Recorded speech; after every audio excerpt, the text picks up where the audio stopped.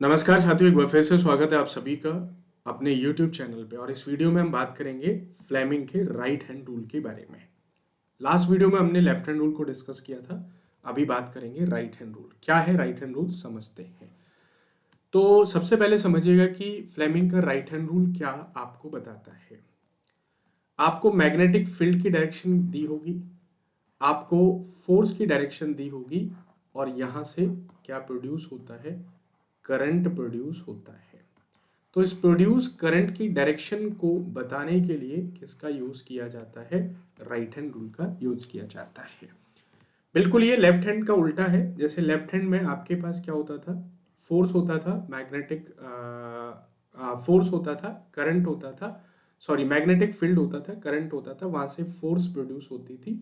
तो वो direction of force को बताता है, लेकिन ये डायरेक्शन ऑफ करंट को बताता है। इसको कहाँ यूज किया जाता है, इसको यूज किया जाता है जनरेटर में। ओके, जनरेटर क्या होता है, जनरेटर ये मैकेनिकल एनर्जी को इलेक्ट्रिकल एनर्जी में कन्वर्ट करता है। यानी कि एक कॉइल है, कॉइल को मैग्नेटिक फील्ड में रखा हुआ है और उस कॉइल पे फोर्स लगाई जाती है, तो उस पे क्या होता है, करंट इंड्यूस होता है, करंट प्रोड्यूस होता है। उस करंट की डायरेक्शन को बताने के लिए इसी का यूज किया जाता है। तो इसमें भी हमारा थंब हो गया, फोर्थ फिंगर हो गई और मिडिल फिंगर हो गई, वही FMC है ना।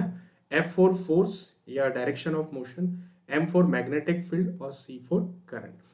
तो इन तीनों को एक दूसरे के परपेंडिकुलर रखते हैं, और यदि मिडिल फिंगर को करंट की डायरेक्शन में रखते हैं, फोर्थ फिंगर को मैग्नेटिक फील्ड की डायरेक्शन में, और ये आपका फोर्स की डायरेक्शन में। ठीक है, तो यहां से क्या निकलता है कि जब आप इन दोनों को फोर्स की डायरेक्शन और मैग्नेटिक फील्ड की डायरेक्शन में रख देंगे, तो जिस डायरेक्शन में मिडिल फिंगर होगी वो किसकी डायरेक्शन होगी, इंड्यूस करंट की डायरेक्शन होगी। ठीक है, तो ये किसके लिए यूज होता है, करंट की डायरेक्शन को बताने के लिए, और इसका यूज किया जाता है जनरेटर के लिए। ठीक है, एंड न्यू रेजोल्यूशन, आप ये कोड यूज कर सकते हैं नए साल में अपनी प्रिपरेशन को स्टार्ट करने के लिए।